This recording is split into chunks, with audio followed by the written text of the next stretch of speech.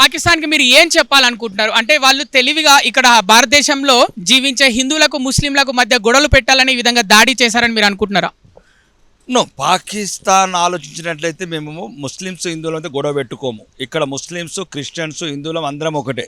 కానీ మా హిందూ సన్నాసులుగా తెలియాల్సింది ఏంటంటే మనము ఈ మధ్యన ఈ కుల పిచ్చి పెంచుకొని రకరకాలు ఉన్నాం కాబట్టి ఇతర తీవ్రవాదులకు కావచ్చు, ఇతర ఇస్లామిక్ తీవ్రవాదులకు కావచ్చు, మనని కులాల వారీగా, భాషల వారీగా, ప్రాంతాల వారీగా, భాష వారీగా చూడట్లేదు. మనని హిందువులనే చూస్తున్నారు. కాబట్టి మనం హిందువులుగానే ఐక్యత ఉంటేనే ఇట్లాంటి సమస్యలు పునరావృతం కావు. మనం అందరం ఒకటి ఉంటే ఒక్కడిని ముడితే 10,000 మందిని చంపుతామని ఒక సందేశం ఇస్తేనే భవిష్యత్తులో ఇట్లాంటి దాడులు ఆగుతాయి. హైదరాబాద్లో దాదాపు 200 మందికి పైగా ముస్లింలు, పాకిస్తాన్ ముస్లింలు ఉన్నారని ఇక్కడ వార్తలు వస్తున్నాయి. మరి వాళ్ళపైన మీ అభిప్రాయం ఏంటంటే 27వ తారీఖు లోపు ఖాళీ చేసి వెళ్ళిపోవాలని కేంద్ర ప్రభుత్వం అయితే హెచ్చరించింది. అయినా కొంతమంది వెళ్ళలేని పరిస్థితి. వాళ్ళకి మీరు ఏం చెప్పాలనుకుంటున్నారు?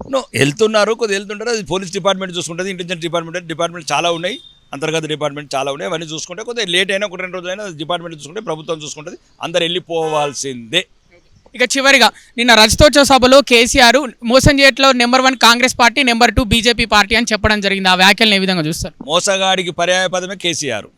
దళితుడిని ముఖ్యమంత్రి ఎత్తన్నాడు, 3 ఎకరాల భూమి ఇస్తున్నాడు, కేజీ టు పీజీ విద్య అన్నాడు, డబుల్ బెడ్రూమ్ ఇల్లు అన్నాడు, ఇంటికో ఉద్యోగం అన్నాడు, తెలంగాణ సమాజాన్ని నమ్మించిండు, గొంతు కోసిండు, కుటుంబ పాలన, అవినీతి పాలన, అహంకార పాలన చేసినోడే కేసీఆర్. కేసీఆర్కి నమ్మించి గొంతు కోసింది కేసీఆర్. 1,200 మంది బిడ్డలకు ఆత్మహత్యలకు కారణమైన వ్యక్తి ఈరోజు అట్లాంటి మాటలు మాట్లాడగలరు కాదు. ఈరోజు దేశాన్ని ప్రపంచంలో విశ్వబావుటలు ఎగరేసిన పార్టీ భారతీయ జనతా పార్టీ. కాబట్టి వాళ్ళు ఏదైనా ఉంటే కుమ్మక్కుంటే కాంగ్రెస్, బీఆర్ఎస్ అయితే ఉంటుంది. వాళ్ళిద్దరిది డిఎన్ఏ ఒకటే. కాబట్టి అది హిందూ ద్రోహుల పార్టీలు 2. ఇది హిందుత్వ అంటే హిందువులను కాపాడుకునే పార్టీ, మెజార్టీ ప్రజలను గౌరవించే పార్టీ.